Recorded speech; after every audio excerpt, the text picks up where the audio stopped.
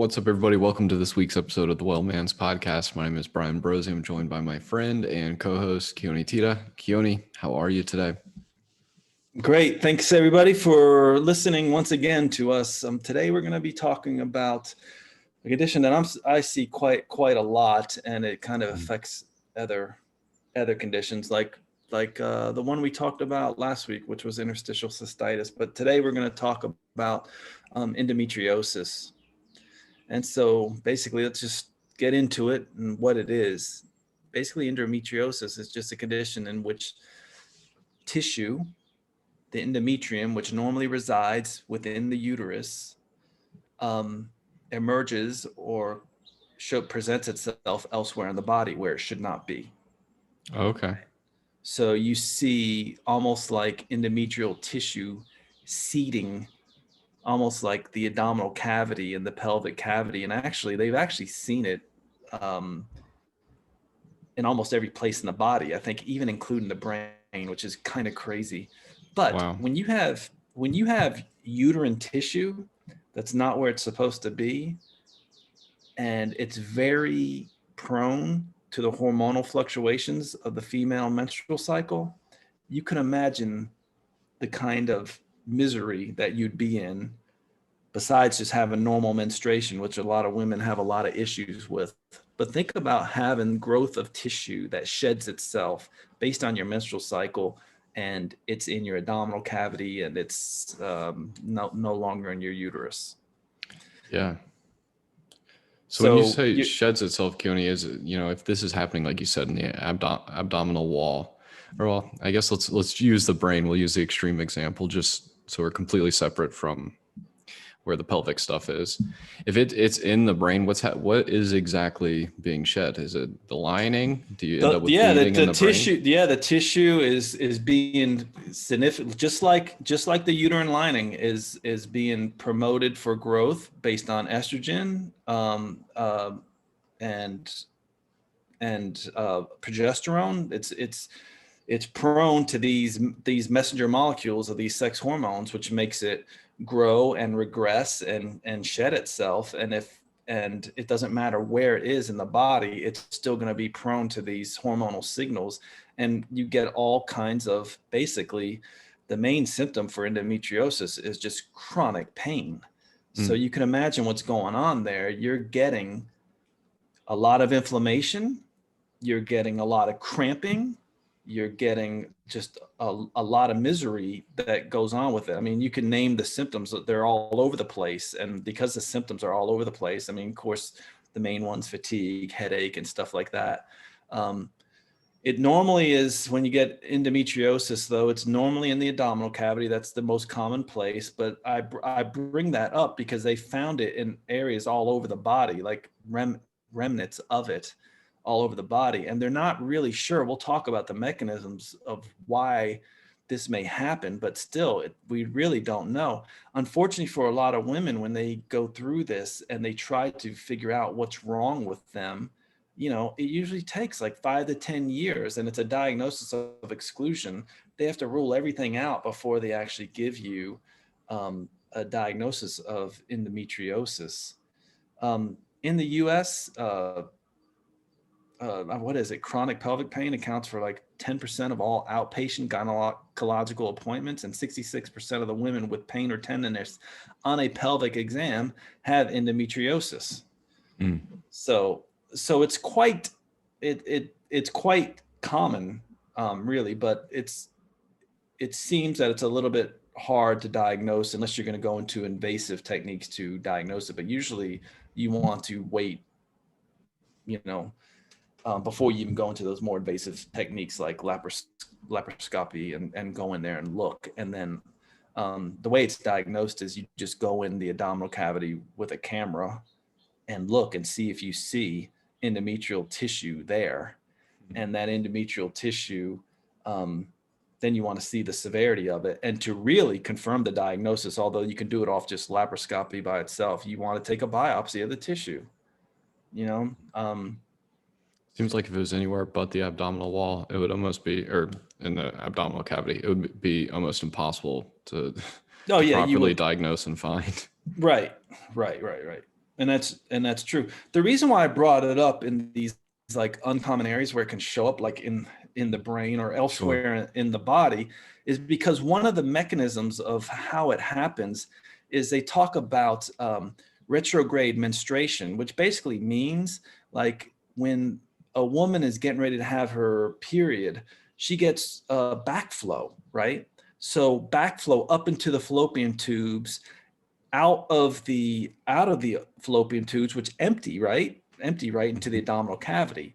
And they're thinking that this backflow, retrograde menstruation, is what seeds the tissue in the pelvic wall. But it doesn't fit exactly, because how do you seed tissue that's not really, you can't really seed from this retrograde menstruation, right? Like, you don't get backflow that goes into the brain. Right, right. So, but this is this is the most common theory of how it happens. And then the other thing about it is a lot of women have retrograde menstruation where they actually have backflow, but yet don't have endometriosis. So it just is not clear cut of how this is happening. Another theory about how it's developed is called the coulombic metaplasia, and basically the colon is like the abdominal cavity, the hollow cavity that holds all your organs, hence the name coulombic metaplasia. And it basically just says that endometriosis occurs when cells lining the colon, the cavity between the body wall and the intestines, they change their cell type to actually form endometrial tissue.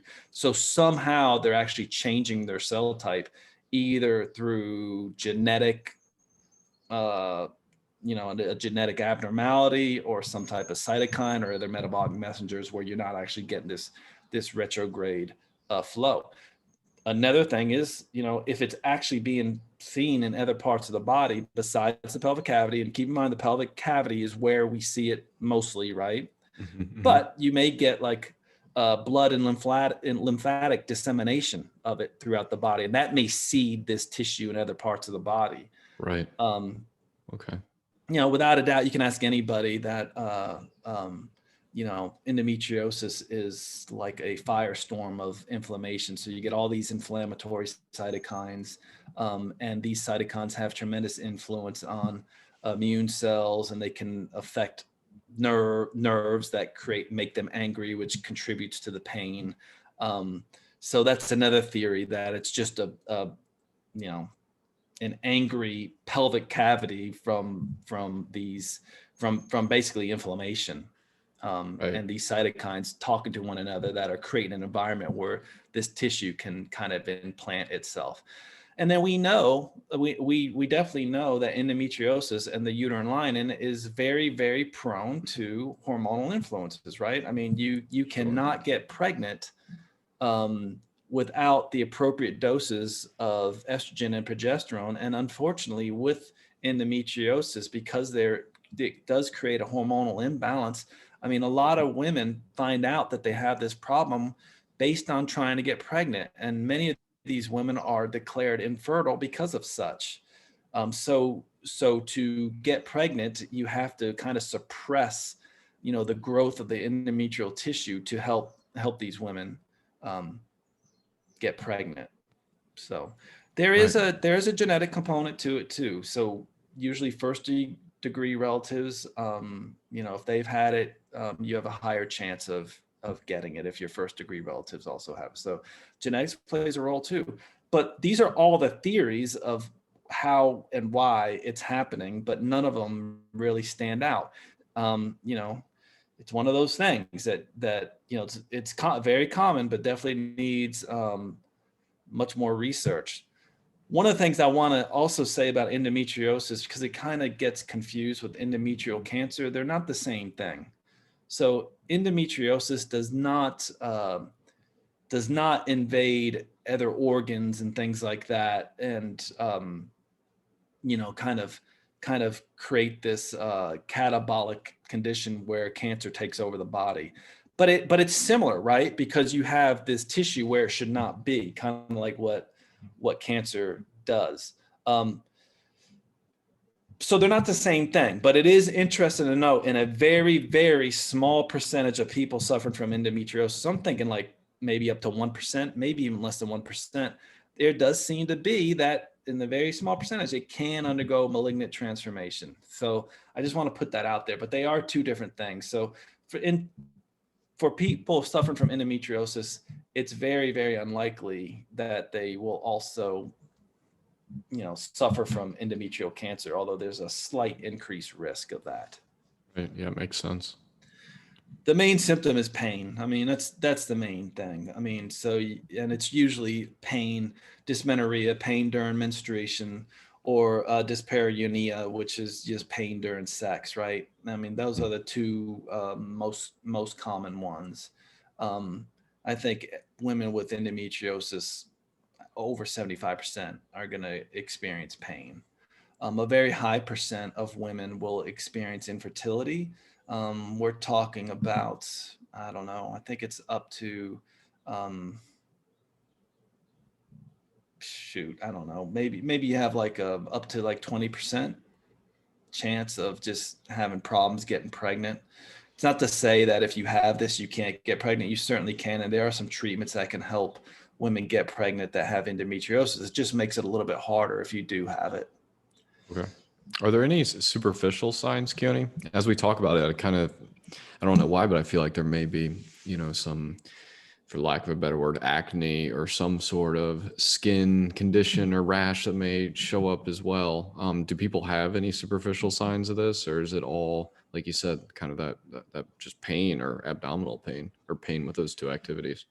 None that I know of. None that I know of that you can definitively say, yes, if you have endometriosis, this usually is a comorbidity where you Gotcha. get skin manifestations and things like that. There's nothing that I saw in the research that says, well, you're going to be more likely to have this. Although we did talk about at the beginning, like there are things that tend to pair, right? So if you tend to have endometriosis, it does seem to increase your risk, but only slightly, of endometrial cancer, very low. But also you may have other things going on, like interstitial cystitis can also happen, right? Severe PMS, right? Anything that has to do with the menstrual cycle, it may be related to the endometriosis. Just seems really common. Like it's really hard to pinpoint this down. Oh, it is. It is very hard, and it's very frustrating for women because some women don't get a diagnosis of it until maybe years later, 5 to 10 years later, after going through this, this misery. Mm-hmm. There does seem to be increased risk with early menarche, though. So people who experience having at an early age have their first menstrual cycle may be at slightly increased risk, and also women who've never have been pregnant may be at more of a risk also for it. It can be staged too, because some people just have like superficial lesions where they're not, kind of into the tissue, or deep, what we call deep endometriosis. Deep endometriosis, or stage 4, so to speak, is where it's really like has its roots into the tissue. You can think about this, especially in the abdominal cavity, of it causing all kinds of problems with, like, it can cause adhesions, which are very common there. The adhesions within the abdomen can create all kinds of stuff, stuff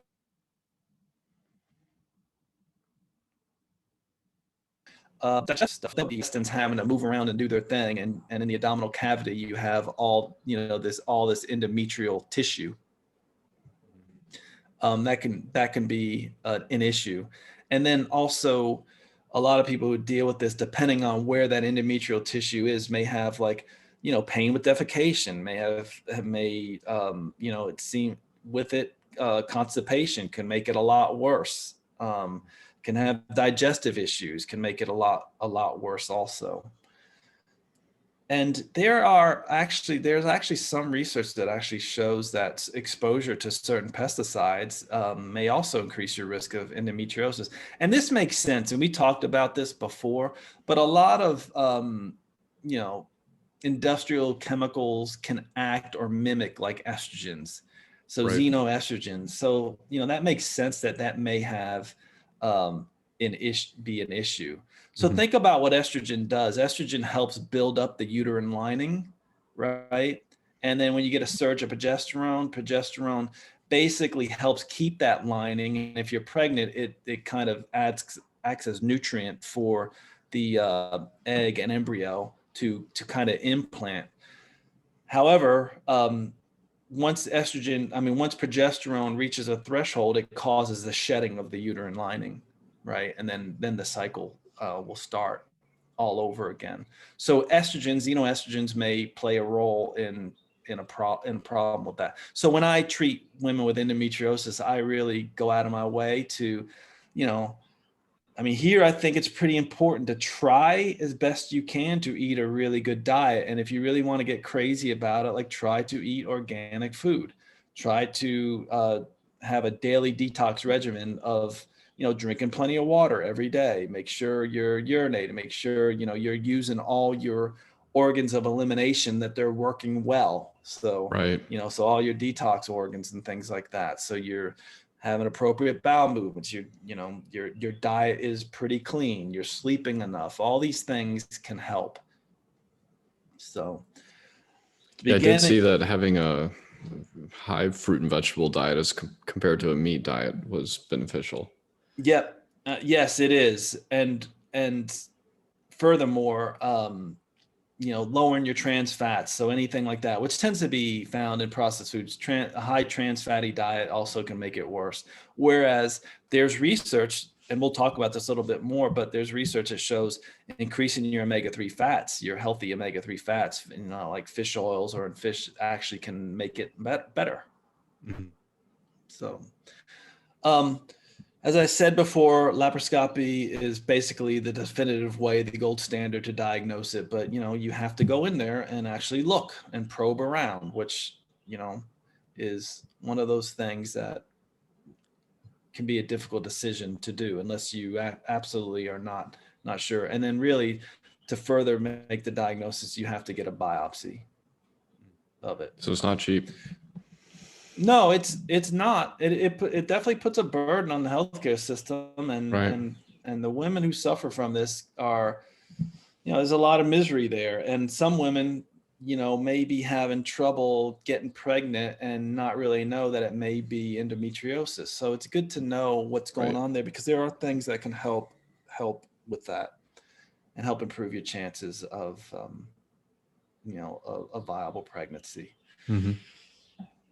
So we talked about one of the main symptoms is pain. So what does conventional treatment do? They'll treat the pain, right? So for some women, NSAIDs can really help. So non-steroidal anti-inflammatory drugs can certainly help. The problem with them is that they can also lead to gastric ulcers, and there's actually some indication that they can inhibit ovulation after a while. So, it's like a catch-22. But if you can get away from, minimizing the use of non-steroid anti-inflammatories and not popping them constantly, this can help most people, at least with pain. Right. It's interesting to know, since we know that that endometriosis is very prone to hormonal influences. Well, guess what situations in a woman's life help take care of the problem, where it goes away almost entirely? Pregnancy is one. So pregnant women who've had endometriosis, man, they feel so much better when they're pregnant. Because they're not dealing with these hormonal fluctuations. And of course, the other one is menopause, right? So menopause is where these sex hormones are constantly, are lowered, where you don't have the ovarian secretion of hormones, and women more have to rely on their adrenal glands to keep them in hormonal balance. But overall, all their hormones lower. So this makes endometriosis a lot better. So yeah, some women, like, menopause will actually help cure it, of course, and pregnancy can make you feel a lot better also. But since we're talking about the hormonal influences, then it makes sense that what will help, like oral contraceptives, will help, right? So, okay. Yeah. So making sure that you're doing oral contraceptives in such a way that estrogen is not constantly feeding the tissue. There are other drugs out there called GnRH agonists, or gonadotropin releasing hormone drugs. Basically, they work kind of like oral contraceptives do, but at a higher level. They work on inhibiting the further up the brain, like in the pituitary gland and stuff like that, from having the hormonal fluctuations. They'll work at a different level than what the oral contraceptives do. Okay. We also have to think. So, whenever you give a medicine, and really it's any kind of prescription drug, you have to think, okay, well, I'm taking this medicine. Do the advantages outweigh the disadvantages?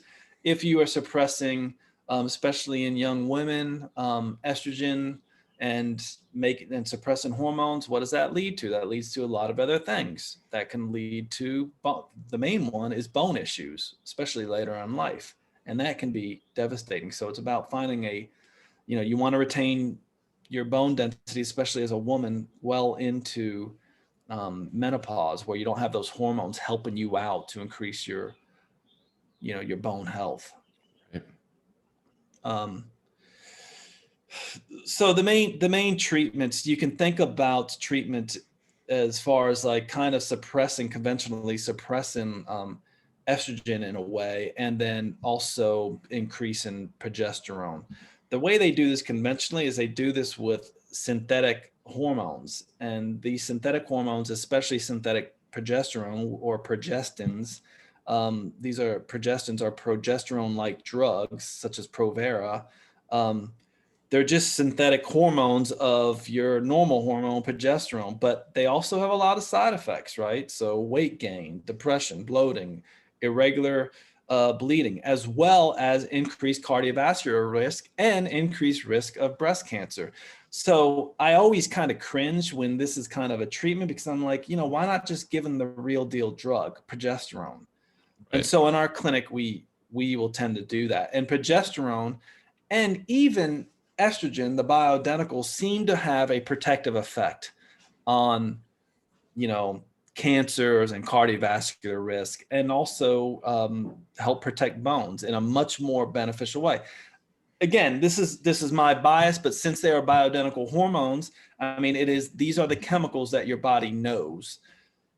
And because they're bioidentical hormones, there's probably not as much research as there are on the synthetics. And we talked about this before, but bioidentical hormones, from what we know right now, seem to have a protective effect and can help minimize the discomfort of endometriosis and can be part of that treatment plan. And typically you're saying conventionally they're not the bioidentical hormones. Are what? Are not part of the conventional treatment plan. Yeah, are typically not. They usually use the synthetics, although I think they're starting to get away from that. But the bioidentical hormones are a much better way to go. Again, so think about, we're dealing with a relative excess of estrogenic activity, which is the major driving force in endometriosis. Right. So we want to do whatever we can to mitigate the estrogen that's driving the endometriosis, but we want to do it in a way that also helps protect minimize the person everything involved. else. Takes everything else into account. So bioidentical hormones are a really good way to go about doing that. And progesterone, it's basically the key hormone, because what it does is it counters the effects of estrogen by inhibiting all these harmful inflammatory mediators that endometriosis brings about. We're talking about TNF alpha, we're talking about interleukin 8. All these things get suppressed. So natural progesterone has numerous other benefits over synthetic progesterones. And we could do a whole podcast on that and talk about that. When it's bad, we talked about menopause, like really helping this, but when it's bad, surgical treatment of endometriosis, depending on how severe, can be a first-line therapy. I don't recommend that, but basically the main surgical approach is laparoscopic ablation of the tissue where they see it. They go in there and they just burn up the tissue where they see it in the abdominal cavity or wherever it may be. All right. However, what happens is basically that may help you for 12 months. I think it is up to 12 months. I think 60% of the women who've had this tend to do pretty good, but then many of them again, start getting the endometrial seeding again and get the tissue. It seems growth. like you'd constantly be cleaning up.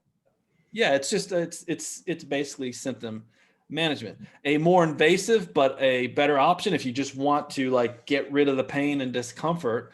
Again, it has its downfalls too. Is just remove the uterus and the ovaries and get rid of that. So you basically, it's surgical menopause you're doing right there, and that seems to help much better than the surgical option. But again, you know, as a young woman who wants to do that? I mean, it's not a way to go, and it has a lot of other things that can be problematic.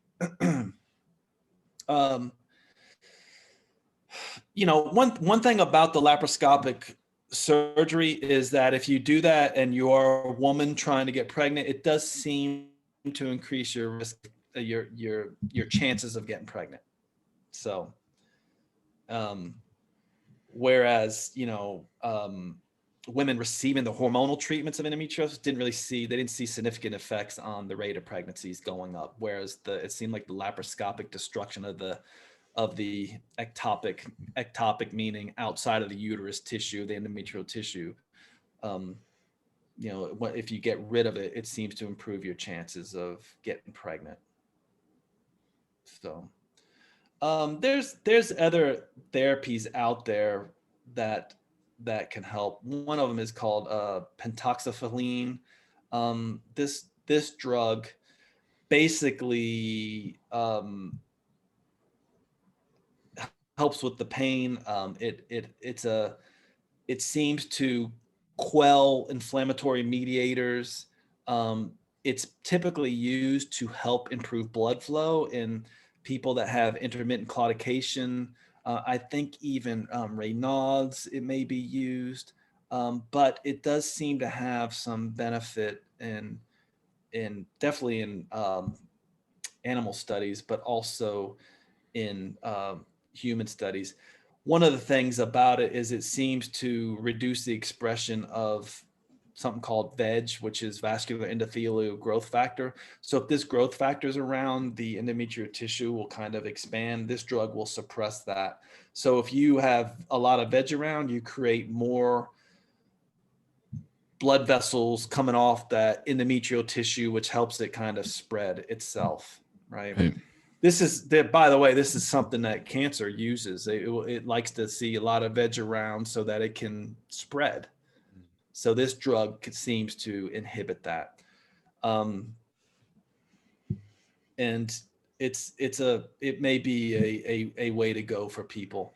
Another way to go is using aromatase inhibitors. There's an enzyme called aromatase. Basically, what aromatase does is it inhibits it basically helps decrease the aromatase inhibitors decrease the estrogen that's floating around the body. So you just think about it in that way. Yeah, but so you definitely see why it'd be helpful. Right. So aromatase is an enzyme that promotes more estrogen. So you want to use an inhibitor, aromatase inhibitor, that suppresses that to some extent. By the way, there are natural aromatase inhibitors. So this happens to be part of my treatment protocol for endometriosis. Anything that will decrease blood vessel growth. So any drug that does that, there's other drugs out there that will decrease that. So angiogenesis, so the blood vessel growth, anything that inhibits that is going to help. Pentoxophiline seems to work by that mechanism to some extent. There are other drugs out there that help. One of the big things I do in my clinic is I will use acupuncture. There's quite a bit of research on acupuncture really helping endometriosis, but you know, it helps the pain aspect of it. And typically the way I do it is we treat below the belly button, a couple points. I usually use electrostim, and then I'll let that run for like 10 to 15 minutes, and I'll turn the woman over on her stomach, and then I'll treat her sacral area and it just helps them just cope better with the pain. So acupuncture is fast becoming part of the, if you will, conventional treatment, so to speak. So there's more and more people like conventional healthcare providers are referring to acupuncture for it. Yeah. You brought up diet. You're absolutely right. A high standard American diet seems to increase it. High red meat seems to certainly increase it. Fatty acids, especially the omega-3s. This is why I always supplement with omega-3s. It's part of my foundational package. I mean, my foundational supplemental program for everybody is a multivitamin fish oil, period. That's it. I generally recommend across the board that. In very few cases, I don't. But if you take that, you basically over time can really, really help yourself. So omega and in the right doses. So at least 2 grams of EPA DHA. And a lot of people don't even do it in the right doses. They just think, oh, I heard fish oil is good for me. I'm going to take this cap, and there's hardly anything in there, or if any at all. Mm-hmm. It is funny. Like there is, it does seem that like certain foods that people are sensitive to can cause problems. Like gluten may cause some problems there as far as endometriosis goes. It's very interesting that increased dairy consumption, and they didn't really say whether it's just milk or cheese or other things. It's probably other things, but it is associated with a reduced risk, at least in one study, of endometriosis. It may have something to do with vitamin D. We do know that vitamin D, increasing your vitamin D levels, seem to help with that. I will recommend, like when women don't have a definitive diagnosis, it's really funny because a lot of women get diagnosed based on, and men too, but based on just going on chat groups and being like, this is what's going on with me. And then they find out, yeah, that's exactly what I have. And then they talk to a doctor, and lo and behold, that is the exact diagnosis. So support groups for endometriosis can really help decrease that time from getting a, kind of like, well, we're not really sure, to a definitive diagnosis. Right. Other specific natural things, vitamins E and C, there's been some research that have both been shown to reduce the endometriosis. It probably works by reducing oxidative stress in the body. I mean, if you have endometrial tissue that's creating all this inflammation, anything that's going to reduce oxidative stress will certainly help. There's also some correlation studies that women who have endometriosis tend to have lower levels of vitamin C and E. We also know that lower intakes of antioxidants like selenium and zinc tend to correlate with more severe disease of endometriosis. So this is why one of the reasons across the board, I just tell people, just get on a good multivitamin in general, whether you're male or female. And whether you're male or female depends on what type of multivitamin you're going to get. Mm-hmm. Another thing I use is N-acetylcysteine. This is basically, we talked about this on our glutathione podcast, precursor to glutathione. It's your body's main antioxidant. It definitely exerts antioxidant actions against endometriosis, and so it lowers oxidative stress. But especially when you're supplementing glutathione, lots of animal studies show that it can really help. I consider it like a DNA protectant. So it basically protects your DNA. It lowers TNF alpha, which is a inflammatory marker, which is very high in people that are suffering from endometriosis. And there's been some studies that people who took high doses of NAC, and in the studies, people are taking like 600 milligrams 3 times a day. So they're up to 1,200 milligrams, depending on the severity of it. If they had low severity of endometriosis, many of these women in some of these studies were canceled their laparoscopic surgery because the NAC basically got rid of the pain and all that. So they didn't feel it necessary to go through, which is fascinating. I mean, that's really a simple thing to do, and it's not going to hurt you in any way to do that. Right. We talked about on our podcast, especially when we were talking about like viral illnesses, especially COVID, I was saying, I think NAC is a very important thing to take, especially for viral illnesses that affect the lungs, because it creates more glutathione around. It's a mucolytic. It can help you cope better with any type of infection, especially viral illnesses. It supports liver function. It's one of the best ways to support liver function. It's the main treatment for any of acute poisoning where it can damage your liver. And it's natural, and your body wants the stuff. You're just not going to have a problem with it. I also will use NAC. You're kind of getting off the subject here, but I'll use NAC for anybody going in for any type of contrast medium, like if they have to use especially on their kidneys, because some contrast can destroy kidneys. Any contrast dyes for imaging studies, people should load up with NAC. So NAC is one of my favorite supplement. Additional therapies that seem to help. Green tea, it's rich in polyphenols, powerful antioxidant, EGCG, epigallocatechin gallate. It's one of the most it's the most abundant catechin in green tea. It benefits tremendously women with endometriosis. I think it's an important. Oh, and with this, not to mention all the oxidative stress, but the other neat thing about EGCG is that it has anti-angiogenic effects, right? So green tea can inhibit the blood vessel growth. So there's a cool natural treatment that may help.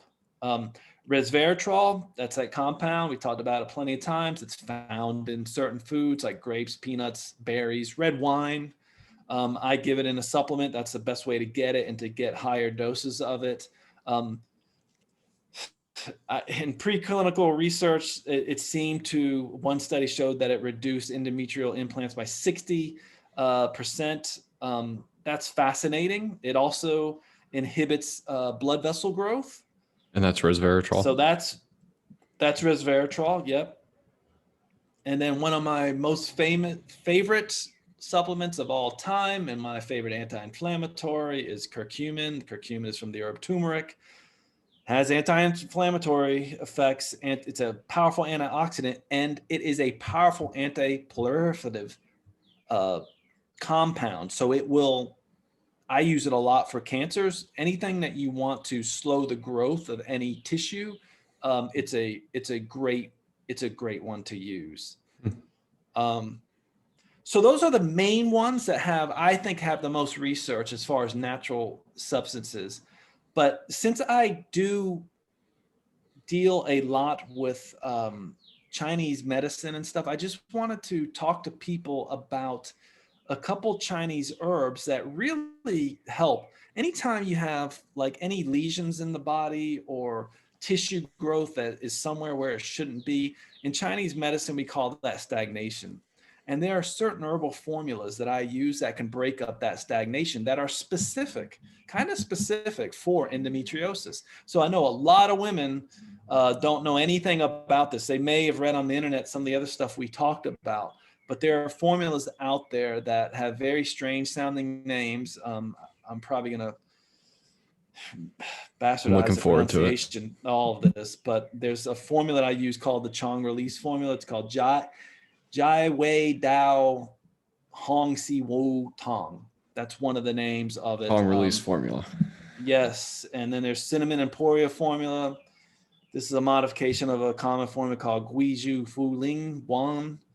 And then stasis transforming formula, then Dan Shen Hua Yu Pian. These are kind of the main ones I use for that really seem to help. So you want to, talking to somebody who's trained in Chinese herbs, it can help. And those formulas are very, very safe to take. You just want to make sure you're getting your herbs from a reputable company. And if you are dealing with a Chinese herbalist in the US, most of them are going to be getting their herbs from a reputable company, right, especially if they're licensed here. So what else? A couple other things.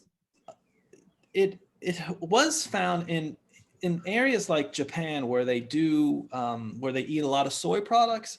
There does seem to show that soy seems to have like some estrogenic activity. So you would think, well, that may cause an exacerbation of endometriosis. So at least some of the research does show that. So people who have been eating a lot of soy products since childhood may be more prone or have a higher prevalence of endometriosis. Another thing that I use, and we talked about this on our surgery protocols, just to break up adhesions and stuff, high dose bromelain, which is an enzyme, can help break up adhesions. It's also anti-inflammatory also. But we talked about helping that with any type of scarring that's happening internally. Bromelain does seem to help with that. There's a number of things that have some preliminary research on it. A lot of spices seem to help. We talked about curcumin, turmeric seems to help. There is a chamomile, seems to help with any of the premenstrual stuff that's going on. So drinking chamomile tea can help with endometriosis symptoms. Another herb, peppermint, it can reduce the severity of pain from menstrual cramps. Lavender, again, reduce menstrual pain, cramps that are, triggered by endometriosis. Ginger, which is an anti-inflammatory, these things may help. A mix of herbs that are very high in antioxidants like cinnamon, clove, again, lavender. There were some studies on that seem to say that it was helpful, especially with massage or taking some of these in spice form internally. And one of the things that goes on, if you're in pain, you can imagine your cortisol levels are high. So there's some studies that show that ashwagandha, another herb, may help with it. It's not one of the go-tos I use right away. I mean, ashwagandha can help lowering cortisol. I just haven't seen any like big wow factors with any of the, these other herbs that I use. But these things can help, and there's some evidence that support it. Right. What else? I mean, I think that's the main thing I wanted to go over. So overall, Keoni, when you see someone for the first time, where, we mentioned multivitamin, fish oil, and we know kind of our lifestyle stuff tends to be the first thing that we get in order. But can you give me just kind of overall, just to, I guess, rehash everything that we went through, kind of your therapeutic order there and what typically goes down with people when they come to see you? Yeah, and I'll just go, let's just quickly review everything, because I was just talking nonstop there. But and then I'll tell you exactly the way I do it, So in review, let's just go through it quick. We know chronic pelvic pain accounts for 10% of all gynecological appointments, and 66% of those women who go in, so 66% of those 10% usually have endometriosis. So endometriosis is their problem. So it's pretty common. Right. So the other things that tend to go with it, so pelvic pain is the biggest symptom. Infertility is another one. We know risk factors include family history, early having an early menstrual period, menarche, and never having been pregnant can increase your risk. Being exposed to certain pesticides like organochlorines, things that act like xenoestrogens, can make it worse. The diagnosis, the gold standard diagnosis, is laparoscopy.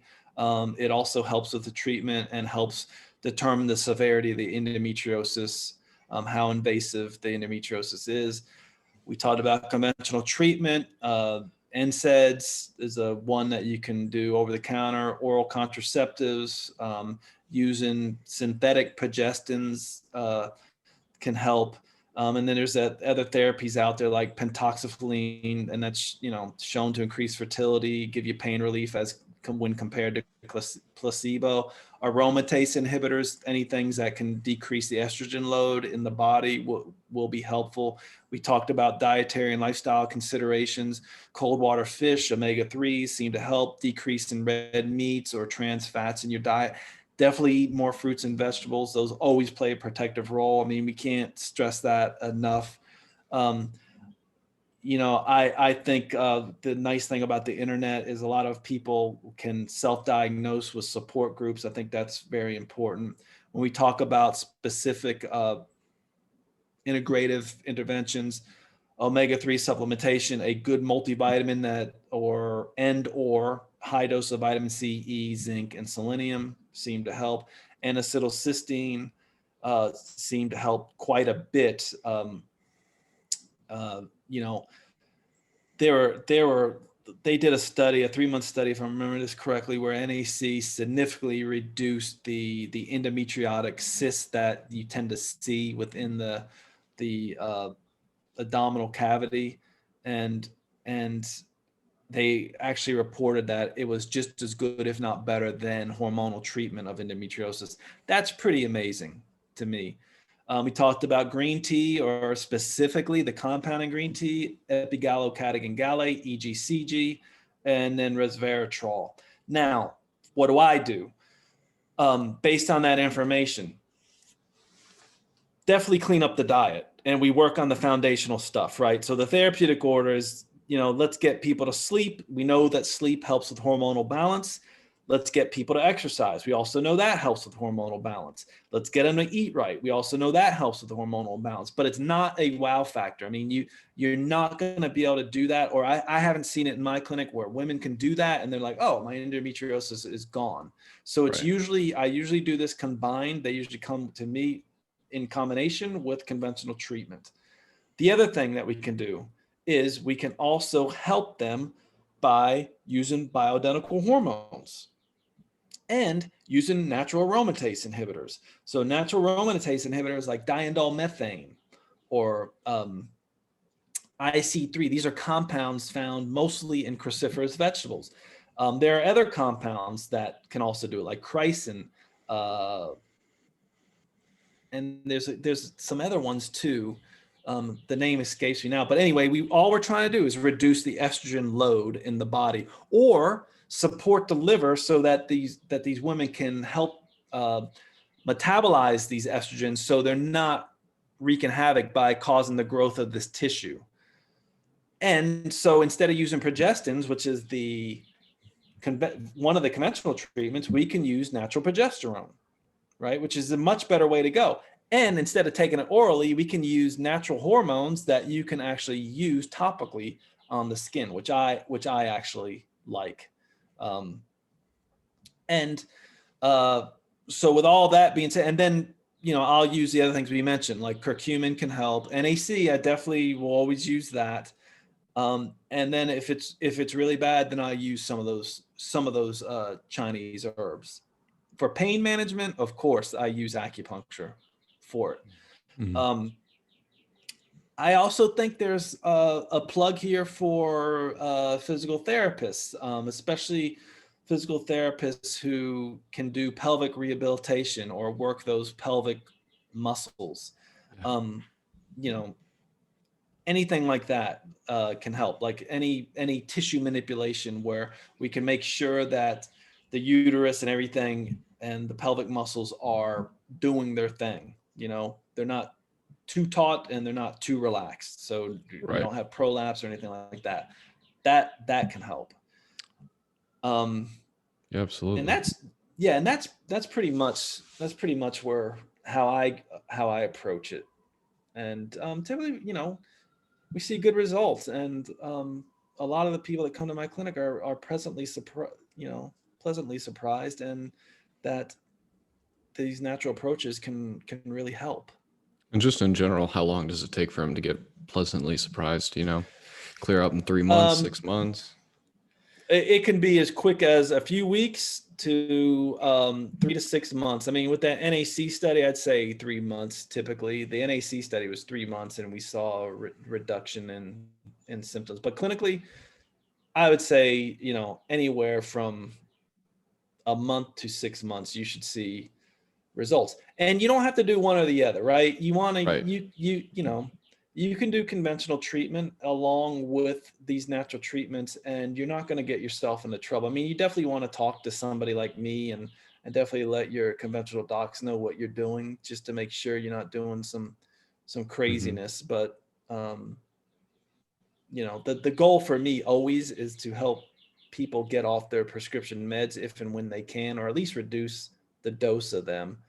And when we can, use more of the natural treatments like natural aromatase inhibitors, natural hormone treatment, some of these herbs. I mean, you just don't see the negative side effects that you see with a lot of these synthetic medications. So it's a better way to go.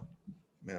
Especially with a disease like this, right? Where we're not really sure why it's happening or how it's occurring.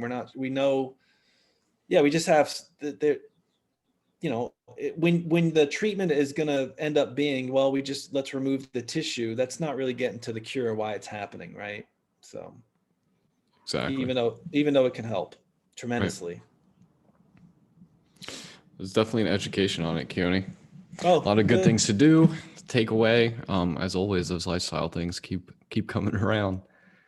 It's always the same thing, right? I feel like a broken record on these podcasts, but it really is, like, good lifestyle. Make sure your vitamin D levels are up, man. You can forgo a lot of misery, right. and prevent yourself from going to the doctor with just those things alone. And that's why I'm a big proponent of just a simple multivitamin and fish oil, right, for the average person. Awesome. Anything else, Keoni? No, I don't think so. I think I covered everything that I wanted. I'm sure I hope people have questions or bring up other things that I may not have mentioned. Maybe we'll hear from them on social media or whatever. But yeah, if you do, shoot us a email. The link is in the show notes, and we will chat with you next week. Until then, be well. Take care, everybody.